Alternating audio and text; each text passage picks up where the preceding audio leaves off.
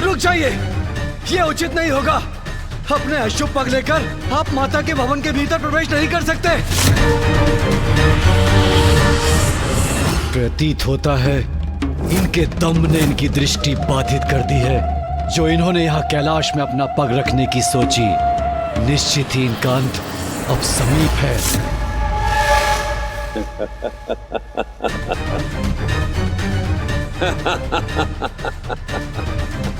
विनाश होगा इस दुष्ट का, सर्वनाश होगा।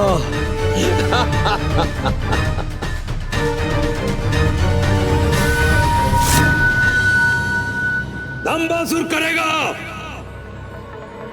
अब कैलाश का निर्माण।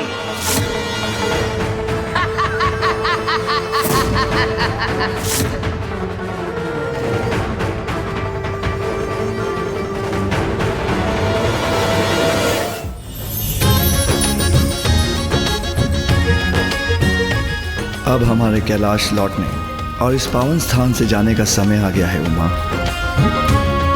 माँ के साथ पुनः कैलाश लौटना सबसे सुखमय क्षण होगा।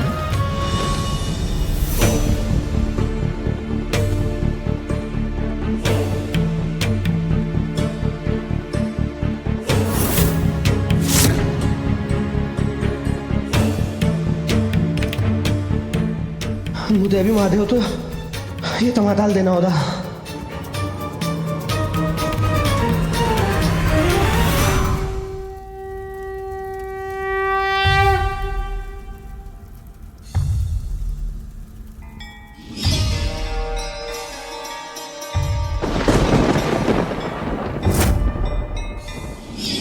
आज से इस पुण्य स्थान का नाम होगा एकाम्रम, अर्थात आम का वो वृक्ष जिसकी छाया में पार्वती ने अपना कठोर तप सार्थक किया, जहां हमारा पुनर्मिलन हुआ। मेरे और उमा के विवाह के इस शुभ दिवस और इस पावन स्थान का महत्व काल कालांतर तक स्थापित रहेगा।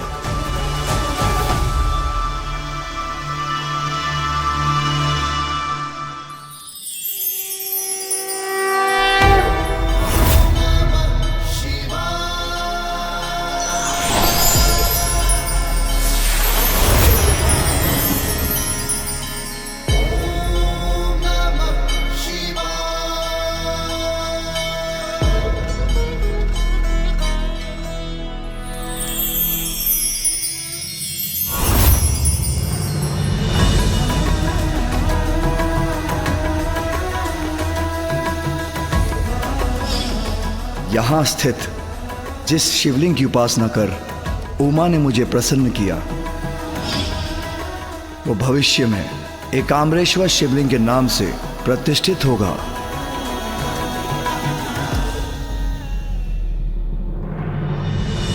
इस रूप में मैं यहां इस तीर्थ स्थल पर अपने भक्तों को दर्शन देकर उनकी मनोकामनाएं पूर्ण करूंगा।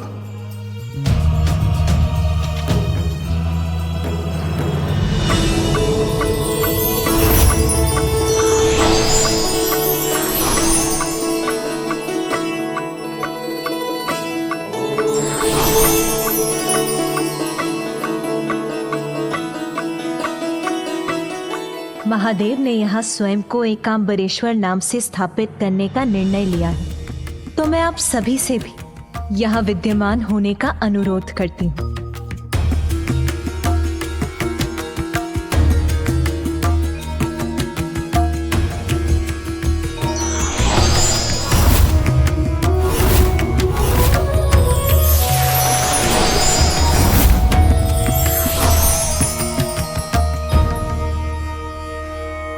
माता पार्वती, प्रभु महादेव,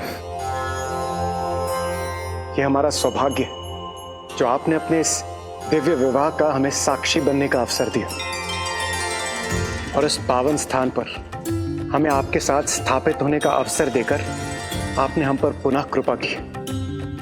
इसलिए जो भी भक्त अपनी मन में पूरी भक्ति के साथ यहां आएगा, उसे आपके साथ साथ हमारी भी कृपा की वर्षा प्रदान होगी।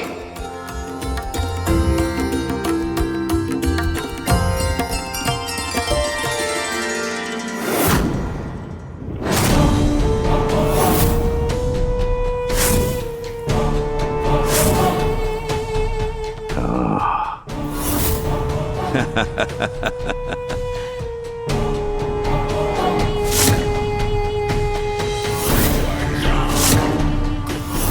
ये है वो स्थान जहां महादेव विराजते हैं। अब ये मेरी मुट्ठी में होगा। महादेव बहुत विराज लिया आपने यहाँ, अब मेरी बारी है।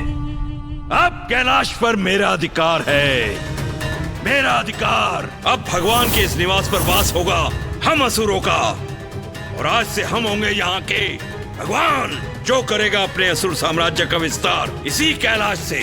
कैलाश राज दंबासुर जी की, कैलाश अधिपति दंबासुर जी की, महान दंबासुर दंबासुर जी की।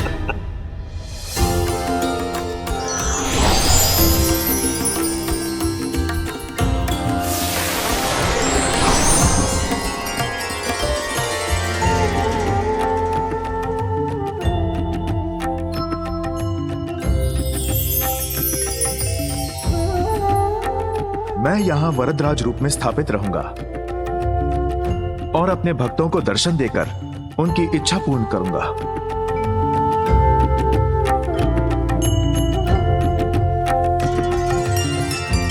पुत्र गणेश,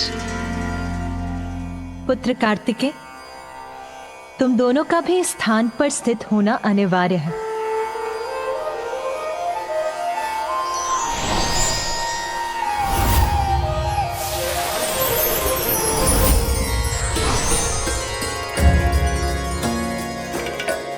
यहाँ पुत्र कार्तिकेय का मंदिर कुमार कोट्टम के नाम से जाना जाएगा।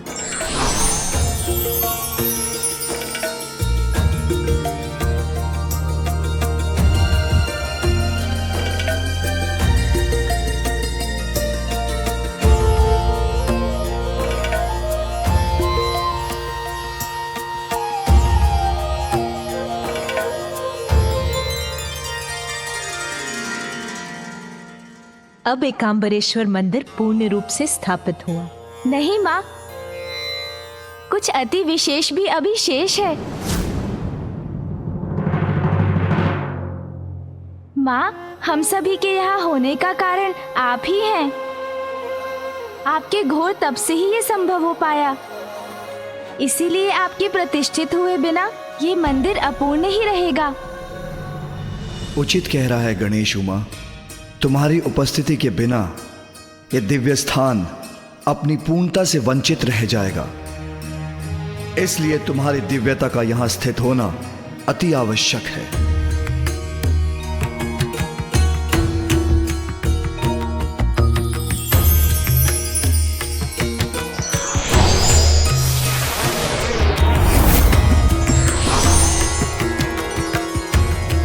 उमा, तुम्हारा यह भव्य मंदिर कांची कामाक्षी के नाम से विख्यात होगा।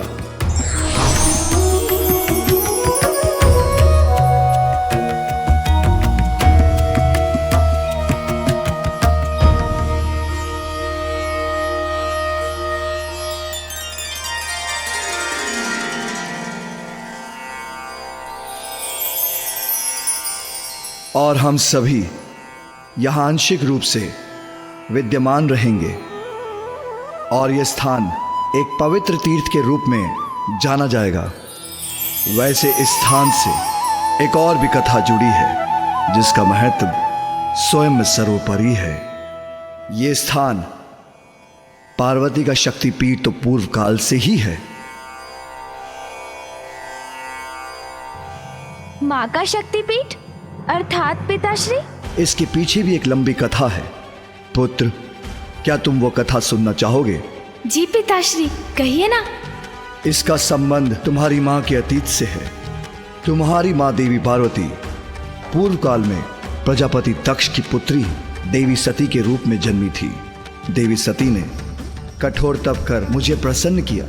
इस प्रेम और त्याग से अभिभूत होकर हमने फिर विवाह करने का निश्चय किया, किंतु सती के पिता प्रजापति दक्ष पूर्व से ही मेरे वैराग्य और असंसारिक जीवन के विरुद्ध थे। किंतु इसके पश्चात भी मैं और देवी सती विवाह के सूत्र में बंध गए। प्रजापति दक्ष पूर्व से ही हमसे अप्रसन्न तो थे ही, एक दिन आकस्मिक एक घटना ने हमारे जीवन को ही परिवर्तित करके रख दिया। ये प्रसंग उस दिवस का है पुत्र, जब देवी सती कैलाश के उपवन में विचरण कर रही थी।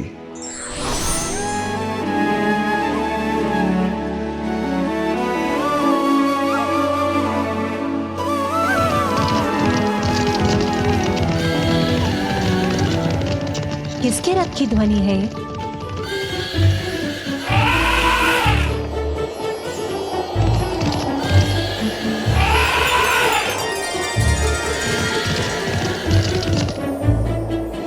इतनी भोर में इंद्रदेव और सूर्यदेव अपनी पत्नियों के साथ कहाँ जा रहे हैं?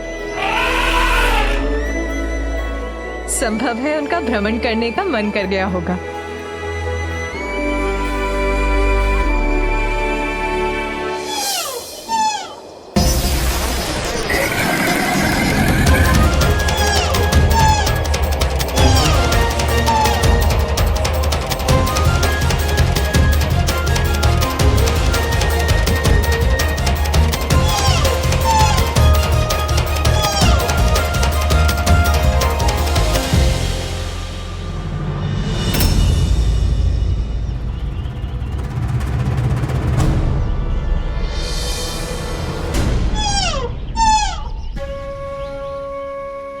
देवी रोहिणी ने मुझे देखकर भी अनदेखा क्यों कर दिया?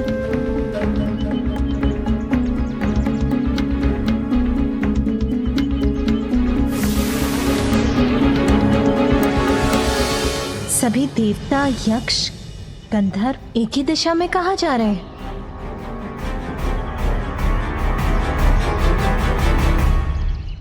नंदी जी, आज कहीं कोई भव्य उत्सव का आयोजन हो रहा है क्या, जहां सभी जा रहे हैं? सत्य कहूं भी तो कैसे माता, और असत्य आपसे कह नहीं सकता। माता, आपके पिताजी महाराज तक्ष प्रजापति ने एक महायज्ञ का आयोजन किया है। ये सभी वहां आमंत्रित हैं और अतिथि बनकर वहीं जा रहे हैं। पिताश्री ने महायज्ञ का आयोजन किया है? फिर तो महादेव और मुझे भी अवश्य निमंत्रण दिया होगा। किसी ने मुझे बताया क्यों नहीं? माता, आपको किसी ने इसलिए कुछ नहीं बताया क्योंकि आपके और महादेव के लिए वहां से निमंत्रण नहीं आया है।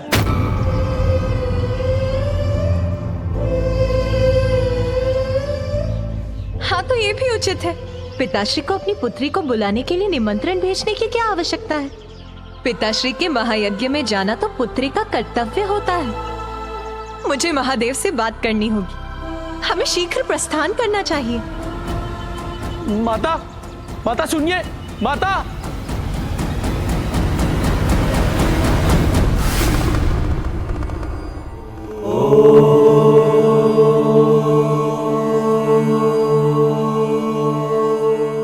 स्वामी, नाथ, मेरे पिता के यहाँ यज्ञ का आयोजन है, हमें वहां जाना चाहिए। नहीं सती, बिना निमंत्रण कहीं भी जाना अहित को आमंत्रण देना है। तुम्हारे पिता मेरे विरोधी हैं, इसलिए उनका जामाता होने पर भी उन्होंने हमें यज्ञ का निमंत्रण नहीं भेजा।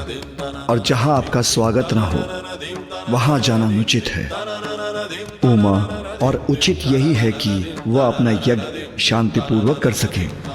मेरे पिता का निवास मेरा निवास है। वहां जाने के लिए निमंत्रण की आस लगाना अनुचित, अनावश्यक है। स्वामी, पिताश्री के यज्ञ में सभी उपस्थित होंगे। उस विशाल सभा में सभी से भेंट करने का अवसर प्राप्त करने का आनंद आएगा। इसीलिए मेरा आपसे निवेदन है, आप भी चलिए वहां। सती, जो बिना बुलाए कहीं जाते हैं वो अनादर के पात्र बनते हैं। ऐसा अनादर जो मृत्यु से भी अधिक कष्टदायी होता है। अनादर कैसा स्वामी? अपने पिताश्री की सभी संतानों में उन्हें सर्वाधिक प्रिय मैं ही हूँ। आप उन्हें बिना समझे हट कर आए। क्या संभव है आप आमंत्रण नहीं प्राप्त होने को अपना अनादर समझ बैठे हैं? सती, तुम्हारा पति हूं मैं, और तुम्हें समझाना मेरा कर्तव्य है कि यदि यज्ञ में वो हमारी उपस्थिति नहीं चाहते हैं तो हमें तुम्हारे पिता की इच्छा का मान रखना चाहिए। मेरे पिता की इच्छा स्वामी? हाँ सती, हमें वहां देखकर उनका क्रोध जागृत होगा और क्रोध से उनका यज्ञ असफल होगा। स्वामी, संभव है उन्होंने हमें निमंत्रण इसीलिए नहीं भेजा कि उन्हें ज्ञात है आप उनसे कितनी घृणा करते हैं। इसके विपरीत तुम्हारे पिता को ही मैं सदैव अप्रिय रहा, किंतु फिर भी तुमने मुझसे विवाह किया। जिस विवाह को स्वीकार करने के लिए ब्रह्मदेव ने उन्हें विवश किया, इस बात से वो आज तक व्यथित हैं, जिसके कारण वो मात्र मुझसे ही नहीं, वो तुमसे भी क्रोधित हैं। आप दोनों के परस्पर मतभेद का प्रभाव मैं स्वयं पर नहीं ले सकती। चलिए प्रभु, हमें जाना चाहिए। सती, इच्छा जब हठ का रूप ले लेती है तो उसका परिणाम सदैव विनाशकारी होता है। हट मैं नहीं, आप कर रहे हैं स्वामी। पुत्री का पिता के यहाँ जाना विनाशकारी कदापि नहीं हो सकता। मैं आपसे निवेदन करती हूँ नाथ, यदि और कोई कारण नहीं है तो मेरी इच्छा पूर्ण करने के लिए ही वहां चलिए। सती, यदि तुम जाने का निर्णय ले ही चुकी हो तो मैं तुम्हें रोकूंगा नहीं, किंतु इसके बाद भी मैं कदापि तुम्हारे साथ नहीं जाऊंगा। अभी आप ही ने कहा कि हट उचित नहीं, और अब आप ही अपने हट पर अडिग हैं। उचित है फिर, मैं आपकी पत्नी अवश्य हूं, किंतु मैं अपने पिता की पुत्री भी हूं, इसीलिए मैं वहां अवश्य जाऊंगी। तुम तो इस बात का कि विवाह के उपरांत प्रथम बार मैं वहां अकेले ही जाने के लिए विवश हूं। जैसी तुम्हारी इच्छा, किंतु नंदी और अन्य गणों को अपने साथ लेके जाना।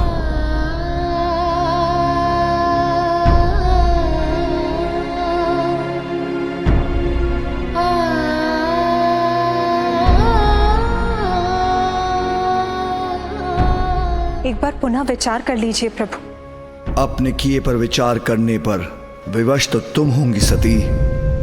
वहां जो भी हो, अपना संयम मत खोना। आपके संशय का कारण मैं समझ ही नहीं पा रही हूं। वहां कुछ भी अनुचित घटेगा, इसकी तनिक भी संभावना नहीं है नाथ।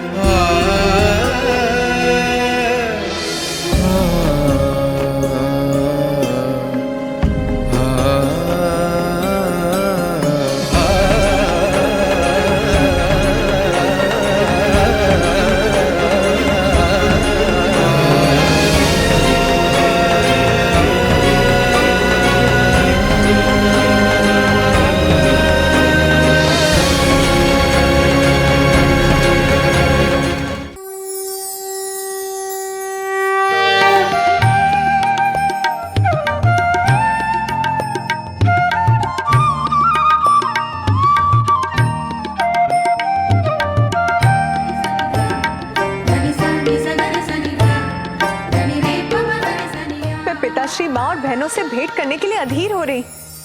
आप यही प्रतीक्षा कीजिए, मैं भीतर जाती हूँ।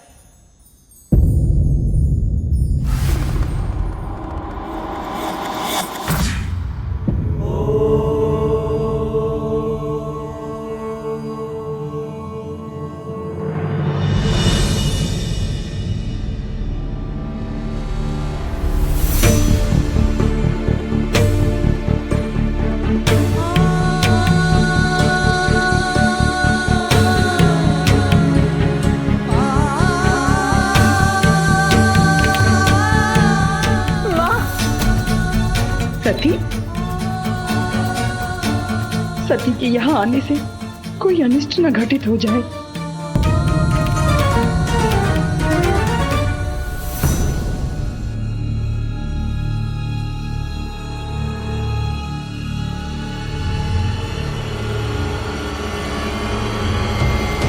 ये सभी मेरी अवहेलना क्यों कर रहे हैं? माँ! सती, पुत्री तुम यहाँ?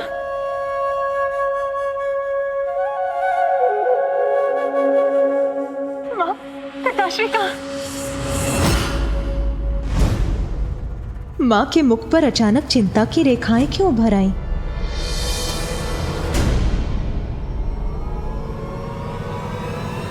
पिताश्री!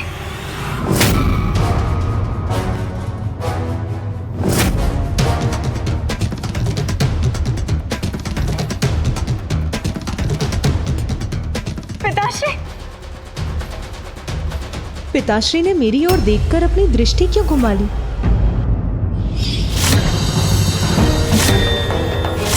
पिताश्री के मुख पर आए इस दुखद भाव से प्रतीत होता है कि अवश्य ही वहाँ कोई अप्रिय घटना घटी होगी। व्यक्ति को अपने स्वाभिमान की रक्षा अवश्य करनी चाहिए।